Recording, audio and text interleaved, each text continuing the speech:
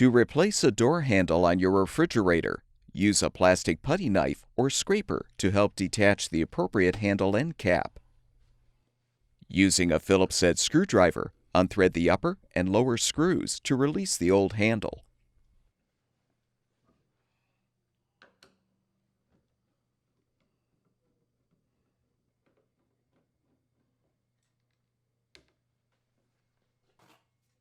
Install the new door handle by aligning it on the door and securing it with the screws.